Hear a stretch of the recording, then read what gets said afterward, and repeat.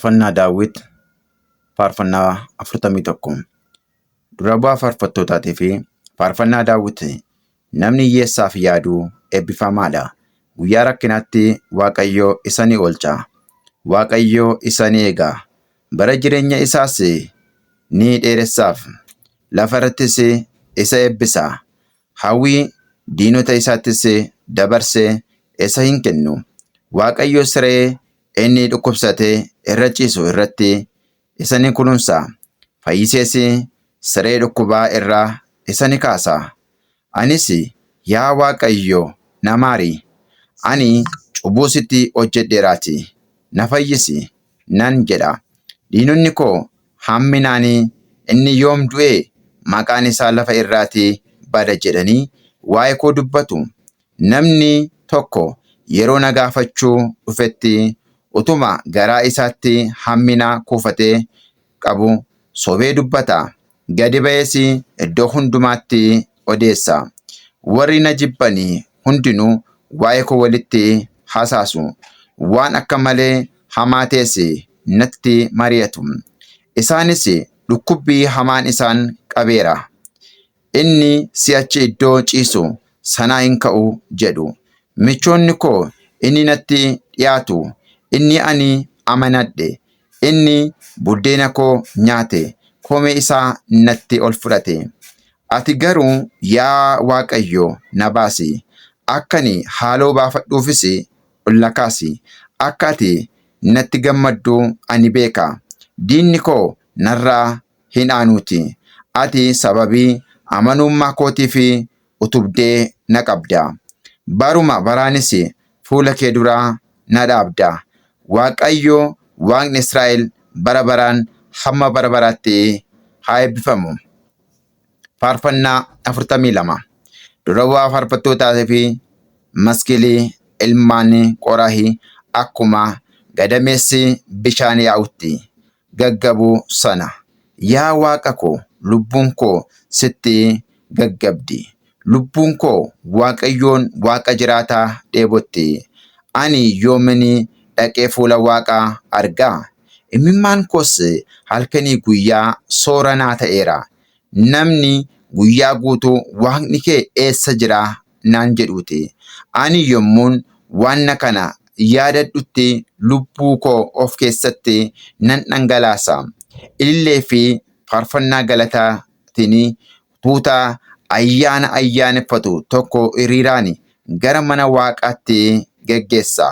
Tuutichi wajjiniitiin akkamitti akka ani deemaa ture yaadadhaa. Yaa lubbuu koo ati maaliif gadditaa? Na keessattis maaliif raafamtaa? Abdii kee Waaqa irraa keeyyadhu. Ani amma iyyuu isa nan ajajadha. Fayyisaa koo fi Waaqa koo nan jajadha. Lubbuun koo na keessatti gadditeetti. Kanaafuu ani biyya Yordaanos irraa fixee Hermoonii fi gara Mizraafi irraa si yaadadha. Hurraas fincaa keetiitiin tuujubni utubaa waamaa dambalii fi dhaan kee hundinuu narra yaa'a. Waaqayyo guyyaadhaan jaalala isaa kan hin geddaramne ni ajaja. Halkan immoo faarfannaa isaa na wajjin jira. Kunis kadhannaa ani Waaqa jireenya kootii kadhadhudha. Anis Waaqa kattaa kootiin akkana nan jedha. Ati maaliif na dagatte? Maaliif an diinaan cunqurfamee gaddaan jiraadha? Amajaajonni koo guyyaa guutuu Waaqni kee eessa jira jedhanii natti qoosuudhaan akkuma goraadee lafee koo keessatti na dhiphisu. Yaa lubbuu koo ati maaliif gadditaa? Na keessattis maaliif raafamtaa? Abdii kee Waaqa irra kaawwadhu. Ani amma iyyuu isa nan galateeffadha. Fayyisaa koo fi Waaqa koo nan jajadha. Faarfannaa 43 Yaa Waaqa naa murteessi. Saba hin amannetti dubbii koo nan falmi. Goomsotaa fi jal'oota jalaas na baasi. Ati Waaqa jabina kootiiti. Maaliif na gattee? Ani maaliifan diinaan cunqurfamee gaddaan jiraadha? Ifa keetii fi dhugaa kee ergi. isaan na hin qajeelchani garuu tulluu kee qulqulleetitti gara iddoo ati jiraattu sanatti na fidani. Yoos ani gara iddoo aarsaa Waaqa gara Waaqa gammachuu fi ilillee koo nan dhaqa. Yaa Waaqayyo Waaqa koo ani baganaadhaan sin galateeffadha. Yaa lubbuu koo ati maaliif gadditaa? Na keessattis maaliif raafamtaa? Abdii kee Waaqa irra kaawwadhu. Ani amma iyyuu isa nan galateeffadha. Fayyisaa koo Waaqa koon nan jajadha. Faarfannaa 44 dura bu'aa faarfattootaatii fi maskilii ilmaanii Qoraahii. Yaa Waaqa waan ati bara durii jabaan isaanii keessaa hojjette sana abboonni keenya nutti himaniiru. Nus gurra keenyaan dhageenyeerra. Ati harka keetiin saboota ariitee baafte. Abbootiin keenya immoo ni dhaabde. Namoonni ni balleessan. Abbootiin keenya garuu bilisaa baafte. Harka kee mirgaatiin irree keetii fi ifa fuula keetiinis dhalaan malee isaanii goraaddee isaaniitiinis lafa isaanii hin dhaalle yookaan irreen isaanii mo'annaa isaaniif hin finne. Ati isaan jaallatteettaati. Ati mootii koo fi Waaqa koo kan Waaqa Yaaqoob michoo ajajuudha. Nuyi sin diinota keenya duubatti deebifna. Maqaa keetiinis amajaajota keenya gadi dhidhiinna. Ani iddoo koo inni amanadhu. Goraadeen koos mo'annaa naa hin fidu. Ati garuu diinota keenya jalaatii nu oolchita. Warra nu jibban immoo ni qaanessita. Nu yeroo hundumaa Waaqaan dhaadanna. Maqaa kees bara baraan ni galateeffanna. Amma garuu ati nu gatteettaati. Gaddis nu deebifteetta. Ati loltoota keenya wajjin hin baane. Akka nu diinota keenya baqannu nu gooteettaati. Warri nu jibbanis nu saamaniiru. Ati akka hoolota qalamuuf qopheeffamanii nu gooteetta. Ormoota keessaa nu bittinsteetta. Saba kee gatii xinaatiif gurgurteetta. Gurgurtaa isaanii irraas bu'aa hin arganne. Ollaa keenya duratti nama kolfaa warra naannoo keenya birattis waan qoosaattii fi nama tuffii nu gooteera ta'a. Ormoota keessatti waan mammaaksaa nu goote. Namoonnis mataa isaanii raasanii. Salphina koo guyyaa guutuu fuula koo dura jira. Fuulli koos qaaniidhaan haguugameera. Kunis sababii dubbii warra na tuffataniiti fi warra na arrabsaniiti. Sababii diinaatii fi sababii nama haaloo baafatuuf ta'e. Kuni hundi nutti dhufeeraati. Ta'us nus hin daganne yookaan kakuu keessi amanummaadhaan hin dhaabne. Garaan keenya dugda duubatti hin deebine. Tarkaanfiin keenyas karaa kee irraa hin jallanne. Ati garuu iddoo waangoonni jiraatanitti nu caccabsite. Dunkaana hamaadhaan nu haguugde. Otoo nu maqaa Waaqa keenyaa irraanfanne yookaan otoo harka keenya gara Waaqa ormaatti bal'ifannee jiraanne silaa Waaqni waan kana bira hin ga'u ture. Inni icciitii gara beekumti nuuf jennee guyyaa guutuu ni ajjeefamna. Hoolota qalamuuf jiraatanis lakkaa'amneerra. Yaa Gooftaa dammaqi. Ati maaliif raftaa? Ka'i. Bara baraanis nu hin gatin. Ati maaliif fuula kee dhoksitaa? Maaliifis dhiphinaa fi hacuuccaa keenya irraanfattaa? Lubbuun keenya biyyootti dabalamteetti. Garaan keenyas lafatti maxxanteetti. Ka'uutti nu gargaari. Sababii jaalala kee kan hin gammanneetiifis nu furi. Faarfannaa 45 dura bu'aa faarfattootaatii fi yeedaloo ilmaanii Qoraahii kan dararaa jedhamu maskilii faarfannaa cidhaa. Yommuu ani mootiidhaaf faarfadhutti yaadni garaa koo guute. Irraa dhangala'e. Arrabni koos akkuma birrii barreessaa ogeessaa tokkooti. Ati nama hundumaa caalaa miidhagaadha. Hidhii kee irraas suuraatu dhangala'a. Kanaafuu Waaqni bara baraanii si eebbiseera. Yaa gooticha, goraadee kee luqqifadhuutii hidhadhu. Ulfina kee fi surraa uffadhu. Sababii dubbii dhugaatiifis gadi ofi qabiisaa fi qajeelummaatti fi miidhagina keetiin mo'adhaan. Fuula durattis guuluu fi harki kee mirgaanis hojii sodaachisaa haa hojjetu. Xiyyaawwan kee qara qabeeyyii suni onnee diinota mootii haa waraanani. Saboonni miilla kee jalatti haa jijjigani. Yaa Waaqayyo, teessoo kee bara baraan hamma bara baraatti ni jiraata. Bokkuun qajeelummaanis bokkuu mootummaa keetti ni ta'a. Ati qajeelummaa jaallatta, jal'ina immoo ni jibbita. Kanaafuu Waaqayyo Waaqni kee heroota kee caalaatti zayitaadhaan gammachuu si dibeera. Ulfinni kee hunduu qumbiidhaan urgeessa. Qurunfudiidhaanis ni urgaa. Masaraawwan ilka arabaatiin miidhagfama. Keessattis muuziqaa mi'aa ribuu si gammachiisa. Intala moototaa dubartoota kee warra kabajamoo keessa jiru mootittiin warqee ofii irratti miidhagfattee karaa harka mirgaa keetii dhaabbatti.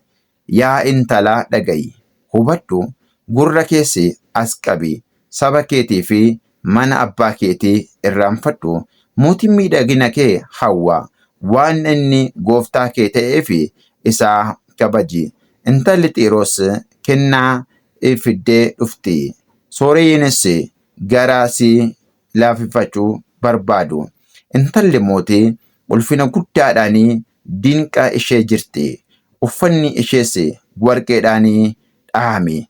Isheenis uffata halluu garaa garaa qabu uffattee gara mootittiitti geeffamti. Dubaroonni weelli ishee duukaa bu'anii gara keetti ni fidamu. Isaanis gammachuu fi ililleedhaan ol galfamu. Masaraa mootichaas ni seenu. Ilmaan kee iddoo abbootii keetii bu'aa, atis lafa hunda irrattis isaan ni moosifta. Ani akka maqaan kee dhaloota hunda keessatti yaadatamu nan godha. Kanaafuu saboonni bara baraan hamma bara baraatti si jajatu. Faaruu 46.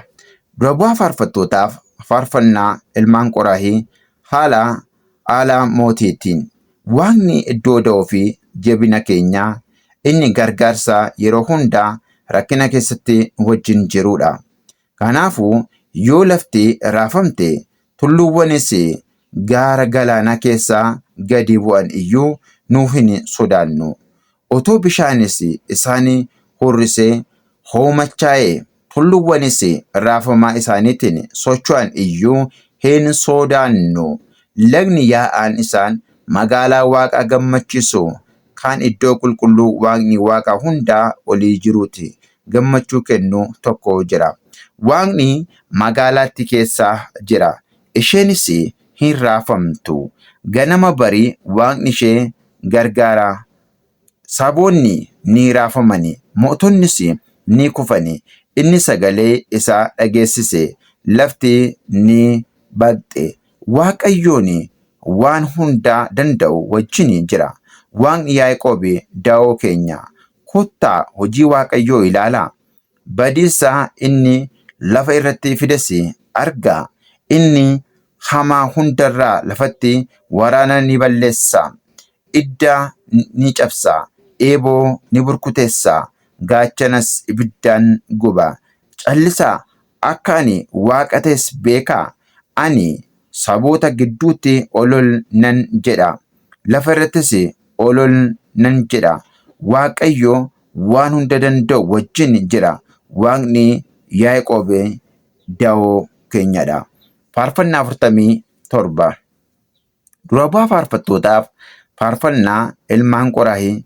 Isaan saboonni hundinuu harka keessan rukutaa. Sagalee ol fudhadhaatii gammachuudhaan Waaqaaf ililchaa. Waaqayyo Waaqa waan hundaa oli. mootichi guddaa lafa hundumaa sodaachisaatti.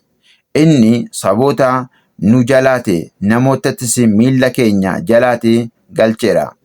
Innis nu warra Yaaqoob isa inni jaallate sanaaf ulfina ta'aafi.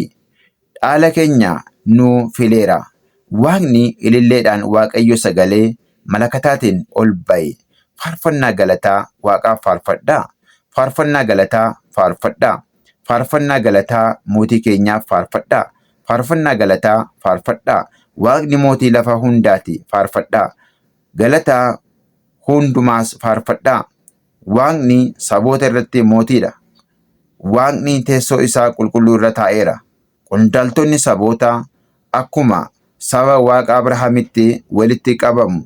Mootonni lafa irraa kan Waaqaati. Innis guddisee ololii jedheera. Faarfannaa 48. Weedduu faarfannaa ilmaan Qooraahi. Magaalaa Waaqaa keenya keessatti tulluu isaa qulqulluu irrattis Waaqayyo guddaadha. Waan hundaa olittis galanni isaaf mala. Tulluuwwan Xiyyoon gara kaabaatti argama. Dheerina isaatiinis ni bareeda. Innis gammachuu addunyaa hundaati. Magaalaa mootichaa guddaattis Waaqni da'oo ishee keessa jira. Inni da'oo ishee ta'uu isaa argisiiseera. Mootonni humna walitti dharatani. Tokkummaadhaan itti qajeelani. Isaanis ishee arganii dinqisiifatanii sodaatanis baqatanii. Achis akkuma muudama dubartii ciniinsifattuutti haallannaan isaanii qabate. Atis bubbee ba'a biiftuuti dooniiwwan Tarshiish caccabsite. Akkuma dhageenya sana magaalaa Waaqayyoo waan hunda danda'u keessatti, magaalaa Waaqa keenyaa keessatti akkasumas argineerra. Waaqni bara baraan jabeesse ishee dhaaba. Yaa Waaqayyo, nu mana qulqullummaa kee keessatti jaalala kee kan hin geddaramne sana irraa deddeebinee yaadna. Yaa Waaqayyo, galanni kee akkuma maqaa keetiitti handaara lafaa ga'a. Harki kee mirgiyaas qajeelummaa guutameera. Sababii murtii keetiifis tulluun Xiyyoon haa gammadu. Intalli Yihuudaas haa ililchani. Xiyyoon irraa naanna'aa. Naannoo ishee irraas adeemaa. Gamoowwan ishees lakkaa'aa. Dhaloota itti aanutti akka himtaniif dallaa eegumsa ishee irraas hubannaa galma ishees ilaalaa. Waaqni kun bara baraan hamma bara baraatti Waaqa keenyatti inni hamma dhumaatti illee nu qajeelcha. Faarfannaa 49. Dura bu'aa faarfattootaaf faarfannaa ilmaan Qooraahi. Yaa namoota isin hundi waan kana dhagahaa. Warri addunyaa kana irra jirtan hundinuu dhaggeeffadhaa. Xinaa fi guddaa, sooressii fi hiyyeessi waluma dhaggeeffadhaa. Kunis afaan koo dubbii ogummaa dubbata. Wanti ani garaatti yaadus hubannaa kana.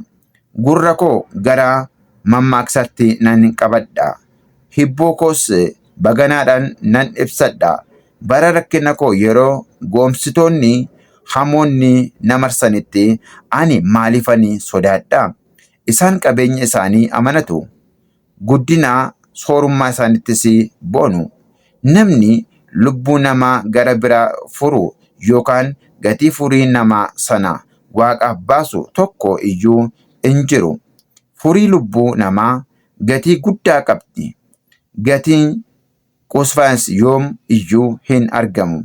Silaa inni bara baraan ni jiraata. Hin tortorus ture. Akka ogeeyyiin du'ani namni hundinuu ni arga. Gowwoomnii fi raawwatuunis akkasumas ni badu. Qabeenyi isaanis warra kaaniif dhiisu. Isaan yoo lafa maqaa isaaniitiin waamamtu qabaatan illee awwaalli isaanii bara baraan mana isaanii dhaloota hamma dhalootaattis iddoo boqonnaa isaanii ta'e hafa. Namni garuu qabeenya qabaatu illee bara dheeraa hin jiraatu. Inni akkuma bineensaa du'ee baduuti. Waan namoota ofitti amanataniifis warra isaanii du'aa bu'an dubbii isaanii ho'insa eeggatu. Akkuma isaanii akkuma hoolaa du'aa fi ramadamanii duuti tiksee isaaniiti. Toloonni ganama isaanii irratti aangoo qabatu.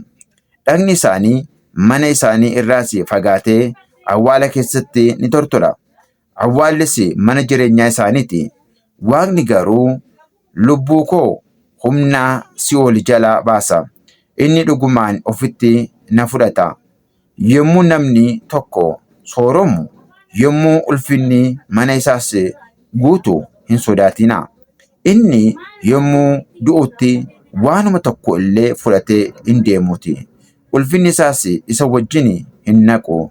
Inni bara jireenya isaa lubbuu isaa eebbisu iyyuu yoo namoonni yeroo ati waan gaarii of kennitu godhatutti si jajan illee, inni gara dhaloota abbootii isaa gara warra gowwoommaa deebi'anii lafa jireenyaa hin argine ni dhaqa. Namni badhaadhina hubannaa hin qabne akkuma bineensaa du'ee bada. Faarfannaa 50. Faarfannaa Asf. Waaqayyoo humna qabeessa dubbatee ba'a biiftuutii jalqabee hamma lixa biiftuutti lafa waameera. Xiyyoon ishee miidhagina ishee hir'ina hin qabne irraa Waaqni ni ibsa. Waaqni keenya ni dhufa. Inni callisuus ibiddi hamaan fuula isaa duraa, bubbeen jabaanis naannoo isaa jira. Inni saba isaatiin muruuf jedhee samiiwwan olitti fi lafa akkana jedhee ni waama. Qulqulloota koo warra aarsaadhaan na wajjin kakuu galan gara kootti walitti nan qaba. Samiiwwan qajeelummaa isaa ni ibsa. Waaqni mataan isaa abbaa murtiiti. Yaa saba koo nan dubbadhaatii dhaga'i. Yaa Israa'el, ani dhugaa sitti nan ba'a. Ani Waaqni Waaqa keeti. Ani aarsaa keetii fi sitti hin dheekkamu. Aarsaa kee inni gubamu yeroo hundaa fuula koo dura jira. Ani dallaa kee keessaa kormaa yookaan karaa kee keessaa korbeessa hin barbaadu. Bineensi bosonaa hunduu, horiin tulluu kuma irrattis bobba'us kan kooti. Ani simbirroota tulluuwwanii irraa hunda beeka. Waan lafa irraa sosocho'u hundisuu kan kooti. Ani otoon beela'ee iyyuu sitti hin himadhu ture. Addunyaa fi waan ishee keessa jiru hundi kanuma kooti. Ani foon kormoonii nan nyaadha yookaan dhiiga re'ootaa nan dhuga. Aarsaa galataa Waaqaaf dhiyeessi. Wareega kee illee Waaqa waan hundaa oliitiif galchi. Guyyaa rakkinaa nan waammadha. Ani sin oolcha, atis ulfina naa kennita. Waaqni garuu nama hamaadhaan akkana jedha. Ati seera koo labsuudhaaf kakuu koos afaan keetiin dubbachuudhaaf mirga maalii qabda? Ati adaba koo ni jibbita. Michuu godhatta. Ejjitoota wajjiniinis qooda qabda. Ati afaan kee waan hamaa dubbachuuf itti fayyadamteetta. Arraba kees gowwoomsaadhaaf dheereffatta. Ati teessee obboleessa kee hamatta. Ilmi haadha kee maqaa kee balleessita. Ati waan kana hunda hojjettee irra ani immoo inuma callise. Ati akkuma ofii keetii na seete. Amma garuu ani sin ifadha. Ifatti baasee sin himadha. Isin warri Waaqa irraanfattani waan kana hubadhaa.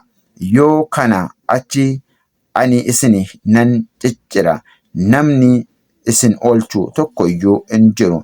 Namni aarsaa galataa dhiyeessu ulfina naa kenna. Ani warra hir'ina hin qabnetti fayyisuu Waaqa nan agarsiisa. Galanni haa ta'u Abbaaf, Ilmaaf, Hafuura Qulqulluuf. Amiin.